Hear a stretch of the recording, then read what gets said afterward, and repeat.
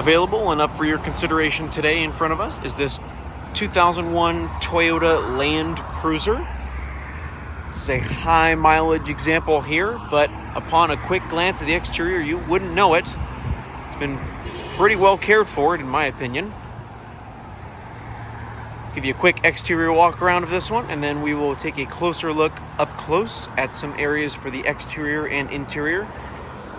Items of interest and of note, just to give a fully transparent look at this Land Cruiser up for sale.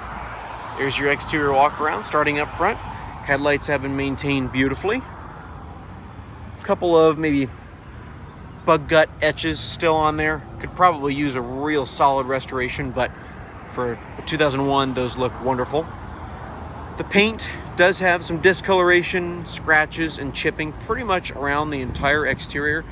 It's not so obvious to the point where when you see it from 5 feet away, you're like, whoa, look at this thing. But it's definitely there. You can see discoloration on the fender here and across, of course, all around the hood.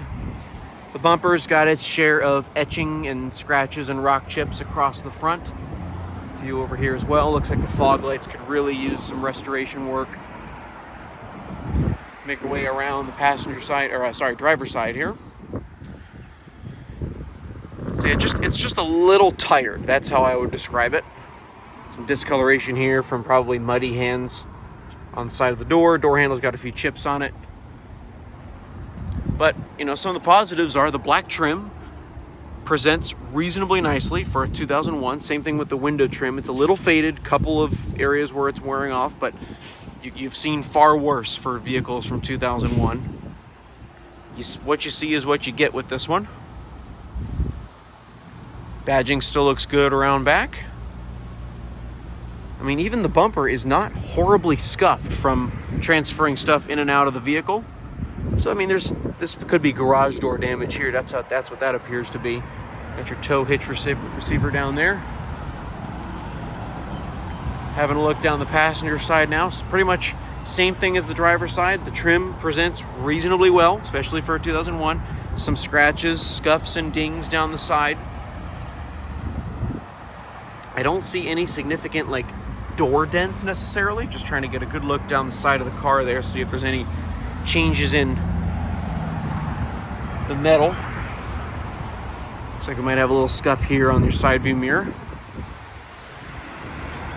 But again, by and large, for 213,000 miles, it does not show its true age. Let's have a look inside. Gray interior for this one. We've got some wear up here, probably from sun. Could be a combination of sun and armrest, with the arm being rested on upper level as opposed to lower. Carpets have some staining. Same thing with the seat. It's a little bit cracked and stained, as you can see.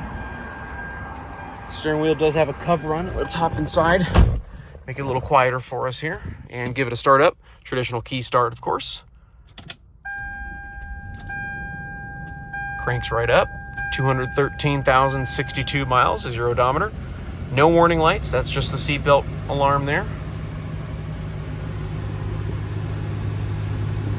Looks like we have what appears to be an aftermarket radio system there for sure. Let's go ahead and calm down that fan speed a little bit so we can actually hear ourselves. Your temperature controls for your climate. As you can tell, it did respond to me.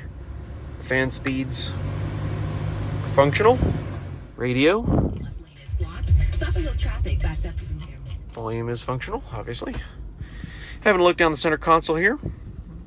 Everything looks as you'd expect, maybe a little better than 213,000 miles. You can see the gear selector is not too terribly worn, as well as your auxiliary selector there for your off-roading capabilities. Heated seats. A little bit of cracking here on the center console armrest. Passenger seat, reasonably good condition, especially for its age once again.